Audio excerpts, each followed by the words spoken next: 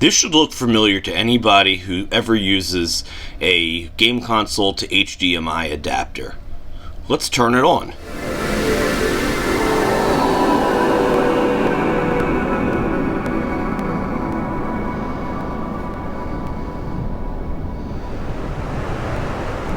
Something doesn't look very right.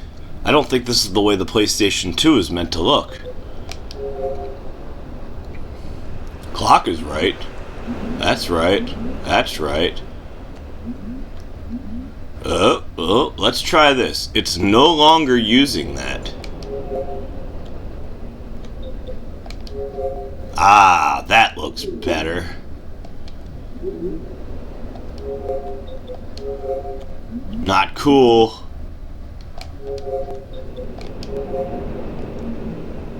This is a PS2 Slim model, 7000 series. Why don't we try a game with it? Yup, it's PlayStation 2. Sega AM2.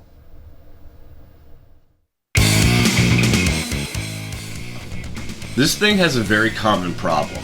On the Pound and on the Hyperkin, they both do the exact same thing. The reds just aren't right. And you can see this throughout pretty much every device ever released for this function. The primary function of these devices is just simple, cheap way to play your retro consoles. If that works for you, by all means. I'm not a fan of it.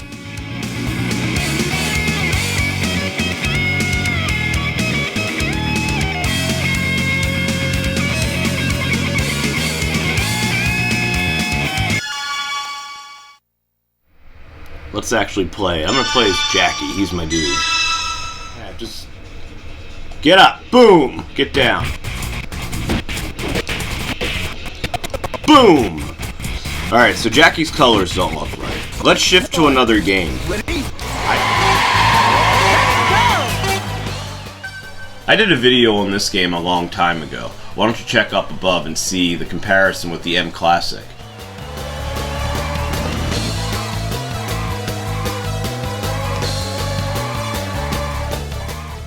So for the loadout on this game, all I have is the LevelHike connector with the 4:3 ratio selected. And it looks pretty good, but you're going to notice the exact same thing I was talking about before, where the reds just don't look right.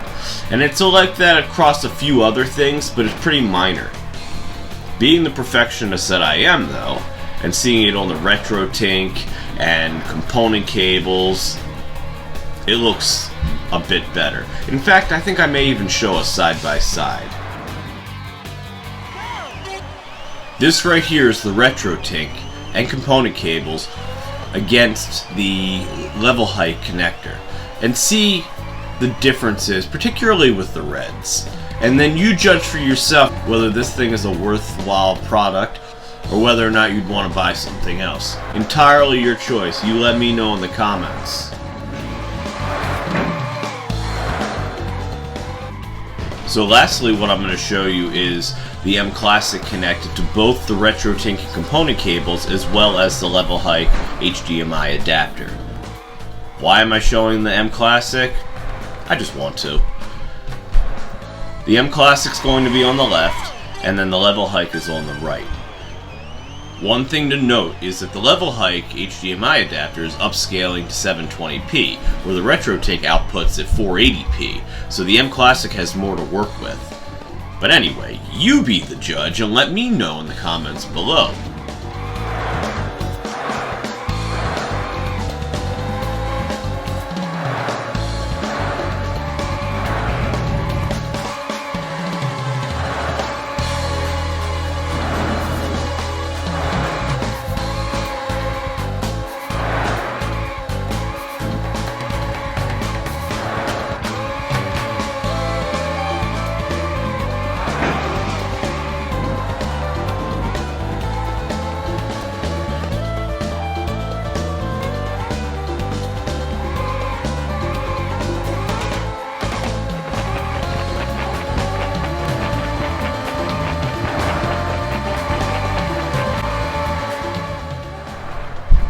And now for my final thoughts.